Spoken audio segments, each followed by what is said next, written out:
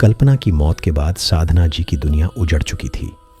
उनके जीवन का एकमात्र सहारा अब नहीं रहा था। पूरा गांव भले ही उसके अंतिम संस्कार में खड़ा हो गया था, लेकिन उनके मन में एक डर अभी भी गूंज रहा था। नीले नखून वाली चुड़ैल अभी जिंदा थी और वो फिर लौट सकती थी।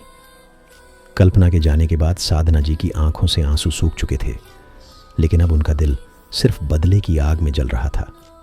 गांव के बाहर पुराने पीपल के पेड़ के नीचे बैठी शारदा पुजारिन हर सुबह आंखें बंद करके ध्यान करती थीं। उसे कल्पना की आत्मा की आवाज़ें सुनाई देती थीं। माँ को बचा लो, गांव की लड़कियों को बचा लो, चुड़ैल अब और भूखी है। उस रात जब कल्पना की चिता जली, हवा में अजीब सी गंध फैल गई थी। गांव के कुत्ते उस रात रोए थे और बिल्ली की आंखें चमक रही थीं। अगली सुबह गांव की एक और लड़की सीमा गायब हो गई। सीमा की माँ रोती हुई साधना जी के पास आई। दीदी, मेरी बच्ची कल रात खेत गई थी, अभी तक लौटी नहीं। वो भी कुंवारी है। क्या वो भी उस चुड़ैल की चपेट में आ गई? साधना जी चौंक उठी। उनकी आंखों में एक बार फिर आग भड़क उठी। उन्होंने तुरंत शारदा पुजारिन को बुलवाया। शारदा आई और बोली, मैंने पहले ही कहा था कि ये आत्मा गई नहीं है। कल्पना को मरने के बाद अब वो दूसरी लड़कियों को ढूंढ रही है। सीमा शायद अगली हो। हमें अब इंतजार नहीं करना चाहिए। गांव के 4 नौजवान पवन, हरिया, बिजू और सोमेश आगे आए। उन्होंने कहा, चाची, हम आपके साथ हैं। हम कुछ भी करेंगे, बस इस गांव को और लड़कियों को बचाना है। साधना जी ने हाँ में सिर हिलाया और कहा, सबसे पहले हमें कुएं पर वापस जाना होगा। कल्पना की आत्मा वहीं फंसी है और उस चुड़ैल का राज भी वहीं है। अगली रात चांद बादलों के पीछे छिपा हुआ था। हवा में अजीब सी ठंडक थी। सभी 5 लोग साधना जी समेत कुएं की ओर बढ़े। हाथ में टॉर्च, गंगा जल की बोतलें और शारदा के बनाए हुए सुरक्षा धागे थे। कुएं के पास पहुंचते ही हवा एकदम थम गई, जैसे किसी ने सब कुछ रोक दिया हो। वहां कोई आवाज नहीं थी, न मेंढक, न झींगुर, न हवा। बस एक अजीब सी नीली रोशनी कुएं से निकल रही थी। पवन ने नीचे झांका। कुएं में फिर से वहीं चूड़ियां पड़ी थीं, लेकिन इस बार वहां एक और चीज थी, एक नीला दुपट्टा।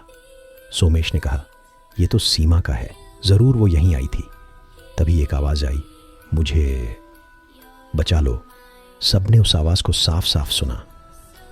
वह आवाज कुएं के अंदर से आ रही थी और वह किसी लड़की की थी। हरिया ने डरते हुए कहा, हमें कुछ करना होगा, जल्दी, वो अभी जिंदा हो सकती है। साधना जी ने शारदा की ओर देखा। शारदा ने कहा, हमें मंत्र जाप करके कुएं के नीचे उतरना होगा। कोई जल्दी नहीं कर सकता, नहीं तो चुड़ैल हमें भी पकड़ लेगी।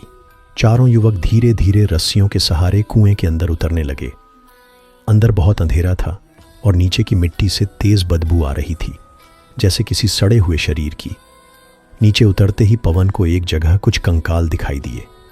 वो चौंक गया। ये क्या है, इंसानी हड्डियां? शारदा ने ऊपर से चिल्लाकर कहा, हाँ, वही है उसका असली शरीर, चुड़ैल की हड्डियां। उसे निकालो, तभी हम उसे मुक्त कर सकते हैं। बिजू और सोमेश ने मिलकर हड्डियों को बाहर निकालना शुरू किया। तभी कुएं की दीवारों पर कुछ उभरने लगा, नाखून के निशान जो नीली रोशनी से चमक रहे थे। चारों ओर से हवा तेज हो गई। हवा में हड्डियों की चटचटाहट की आवाजें गूंजने लगीं। तभी कुएं के अंदर एक तेज नीली लपट चमकी और उसी के साथ प्रकट हुई नीले नखून वाली चुड़ैल। उसका चेहरा जल चुका था, आंखें लाल और नाखून नीले से काले हो चुके थे। वो हवा में उड़ती हुई चारों युवकों की ओर बढ़ी और चिल्लाई, तुमने मुझे फिर से जगाया है, अब मैं तुम सबकी आत्मा अपने साथ ले जाऊंगी। पवन ने डरते हुए गंगा जल उस पर छिड़का। चुड़ैल चिल्लाई और कुछ पल के लिए गायब हो गई, लेकिन तभी उसका साया बिजू पर पड़ गया। बिजू की आंखें पल भर में सफेद हो गईं और उसका अंगूठा नीला होने लगा। सोमेश चिल्लाया, उसे बचाओ। शारदा ने ऊपर से लाल धागा नीचे फेंका और मंत्र पढ़ने लगी, लेकिन हवा और तेज हो गई। अचानक कुएं में नीचे से खून का फव्वारा फूट पड़ा। चारों युवक हिल गए। अब वो हड्डियों को बाहर निकाल भी नहीं पा रहे थे। तभी सीमा की आवाज फिर आई, मैं यहीं हूं, मुझे ऊपर खींचो प्लीज। पवन ने अपनी हिम्मत जुटाई। रस्सी का दूसरा सिरा नीचे फेंका और जैसे ही कुछ खींचा, एक लड़की की कलाई पकड़ी, उसे ऊपर खींचा गया। वह सीमा थी, बेहोश लेकिन जिंदा। अब शारदा ने कहा, अब देर नहीं कर सकते, हड्डियों को निकालो और गंगा जल से शुद्ध करो, नहीं तो वो चुड़ैल फिर कब्जा कर लेगी किसी और के शरीर पर। हरिया और पवन ने हड्डियों को बाहर निकालकर शुद्ध किया। शारदा ने पूरे मंत्रों का उच्चारण किया और एक बड़ी सी आग में हड्डियों को जलाया। जैसे ही हड्डियां जलीं, नीली लपटें चारों ओर फैल गईं और फिर चुपचाप अंधेरे में विलीन हो गईं। एक बार फिर वही डरावनी चीख गूंजी और फिर सब कुछ शांत हो गया। गांव में सबने चैन की सांस ली। साधना जी ने सीमा को गले से लगाया और कहा, आज मेरी बेटी की आत्मा को भी शांति मिली होगी। कुछ दिन बाद साधना जी गांव के मंदिर में सभी गांव वालों को इकट्ठा करके बोली, इस आत्मा ने मेरी बच्ची को मुझसे छीन लिया, लेकिन आज हमने उसे हमेशा के लिए मिटा दिया। अब ये गांव फिर से सुरक्षित है।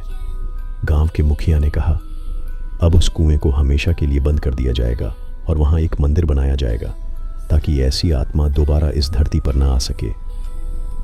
उस रात पहली बार गांव में सबने चैन की नींद सोई, लेकिन जंगल की तरफ दूर कहीं एक पीपल के पेड़ के नीचे एक नीली चूड़ी पड़ी थी, धीरे धीरे हिलती हुई। क्या नीले नखून वाली चुड़ैल सच में खत्म हो चुकी है, या फिर उसकी आत्मा अब किसी और शरीर की तलाश में है?